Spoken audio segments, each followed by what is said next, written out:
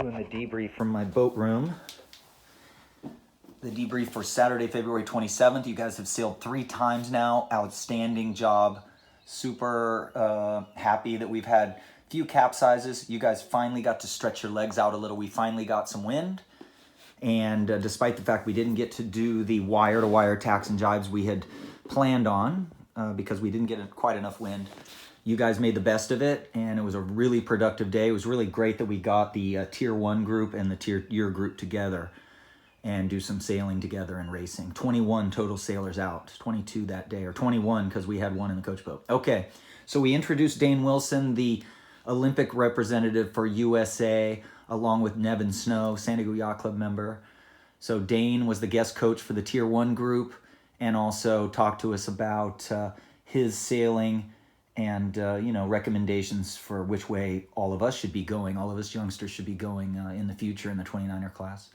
And then Brian talked about safety. He started to create a list. If you guys could start to create a list with us, how to carry the knife the best way, how everybody's going to get their knife, anything else we can think of for safety, Brian will guide us on that. Everybody needs the whistle that he was talking about in their life jacket. The whistle is really important in case of a real emergency. You can really get attention. What else about safety? We talked about if we capsize, the first thing we do is make sure the other person is okay. So we actually say that, are you okay? If the answer is no, we immediately go into kind of a practiced capsize recovery or safety recovery. You have to plan these things out in a 29er. Capsize drills, knowing what each person's going to do in a capsize. But what we emphasize most, first of all, is, are you okay?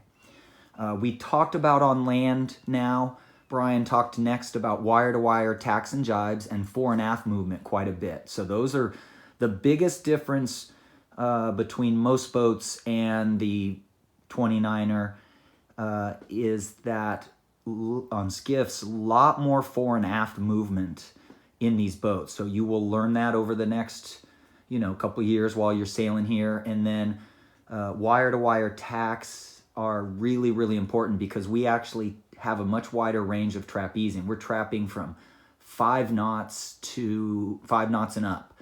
And if it's 5 knots, we're leaning way forward towards the bow. And if it's windier, we're leaning out. But you're using the wire-to-wire tacks in anything but the lightest of winds, but anytime you're trapping at all. But we didn't get to work on that very much because we didn't have enough wind. Then we did the 2-in-1 drill. It's a modified Argentina drill where when you hear one whistle, you tack or jibe, depending on what direction you're going.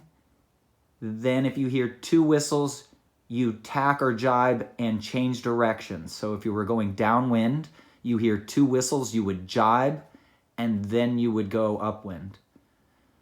Then you hear 2 whistles again, let's say. You do a tack, and then you go downwind. So again, 2 whistles is make the maneuver and then change direction. 1 whistle is tack or jibe. And then we did the ordered roundings drill where we rounded the weather mark in supposed to be lowest number to highest number and round and do that drill 2 or 3 times. Round the weather mark, you line up, and it takes a lot of concentration and teamwork to pay attention so that the intent is for everybody to round the mark just behind the boat ahead, pretty close within a boat length. So the ordered rounding drill helps us have a really good simulation of windward mark roundings, and then we go down to the gate, up, and finish at the windward mark. Let's see. We will move on to the next component here.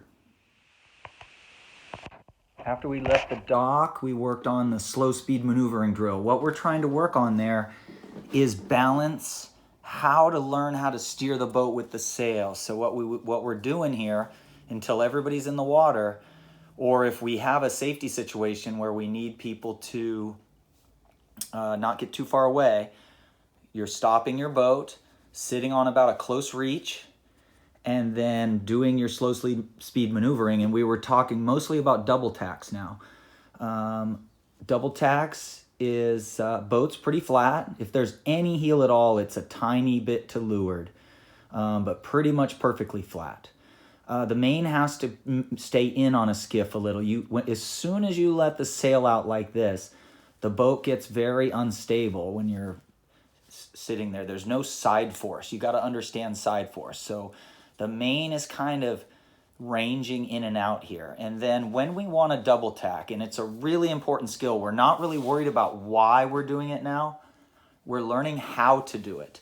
But I saw this happen in a skiff race where, I'm sitting on a race committee boat here, and I hear this boat right here, boat 1, say, oh, we're screwed. And we still had 40 or 35 seconds to go. And so what they did is they stayed there.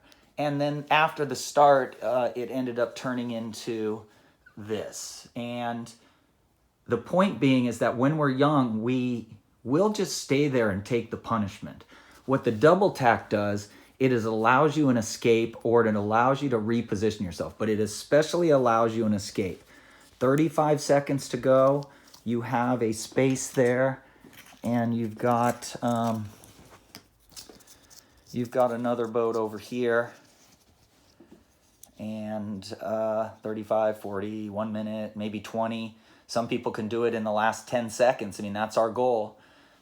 You're able to, you see this boat maybe tack at 30 seconds, and you're able to tack, and then they come back, and you're able to go back, and now what you've just done is you've just opened up this spot. And the later you make that move, the better, because at some point this boat can't do the same thing. But anyway, we're not worried about that quite yet. We're just worried about understanding how to do it. So, and I would say you guys double tack pretty well. What we were emphasizing on this practice was making sure that as you pull the boom in to start the first tack, the crew leans up. Okay, so you got your boom out like this, and as you pull the boom in towards you to get the back of the boat to pivot, you're actually pulling the boom to the other side. You're trying to get the center of the sail over here smoothly. You don't yank it, but you get it over here. As you get the center of the sail, the boat will go like that. But remember, when you pull the boom in, the boat's going to heel. And if the crew's not ready, the boat goes and does what's called the Tokyo drift, which is this really poor tack. So here we are. Main comes in pretty strong. Boat heels. The crew hikes, keeps the boat flat. The boat goes like this. And then we were emphasizing for this practice to make sure you get to at least a close reach if possible, or even a beam reach, before you pull the boom back to windward the other way. So then you get to here. You back the mainsail that way, jib out, and the boat goes right back over onto starboard. But if you do a double tack where you go like this, close hauled, and then try to do it again, the boat won't pivot very well. So that was our emphasis. Make sure you're doing the slow speed maneuvering anytime you're getting too far away from the group. Wait for the group sometimes with that also. We did towing, have the board up 1.5 feet, one towing, and you guys all did very good on that. Swells. So in the 2-in-1 drill, we learned about anticipating the apparent wind changes. Remember, as the bow went down, the boat would surge forward with the swell. You had to already be trimming the kite before that. And then as the boat would slow down and the swell would leave you, you needed to be easing the kite out and trying to get the perfect trim to try to get moving as fast as possible in the trough. And the big apparent wind lift would occur as your bow would go up. So bow down, the apparent wind shifts forward. As the bow goes up, the apparent wind shifts aft, and you've got to really be good on the spinnaker trim and then good on the communication. Sometimes as the bow goes up, you have to ask for the skipper to come up a degree or two. Otherwise, you run the risk of the leeward side of the spinnaker getting blocked by the mainsail. Believe it or not, the apparent wind goes that far. So sometimes the skipper has to head up a little as they slow down.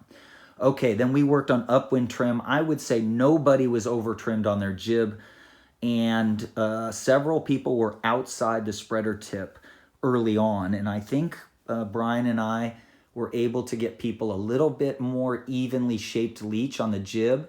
When your leech of your jib is outside the spreader, in lighter wind or medium wind, definitely the top of the jib will luff first.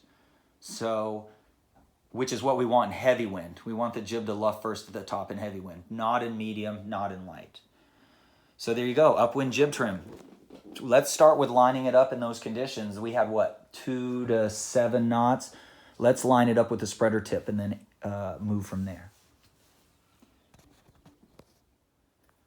So we'll wrap it up here pretty quick. Ordered roundings was really good. Here you go. You go from lowest to highest, and you're trying to just spread out a little bit, you know, just a little, and maybe a little more than a boat length. But you just kind of cut them around here, and you're practicing rounding the windward mark, and then go into the gates, and then coming back up and finishing up here.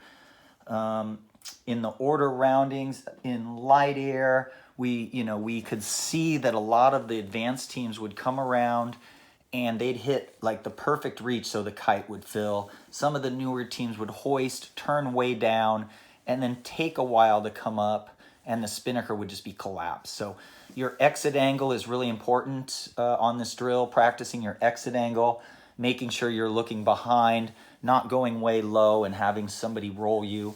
There you go. And then soak mode.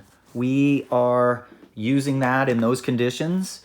And soak mode, we generally have the crew straddling the mast, moving in and out. We have the skipper either on their bottom or on the Mickey Mouse position we've talked about, and with a slight heel to leeward. So the boat is going like this. And then its soak mode is to prevent those teams that try to like trapeze and go this way. You know, they're just going to end up going back and forth and not making any progress. Soak mode is used so that we actually make progress downwind.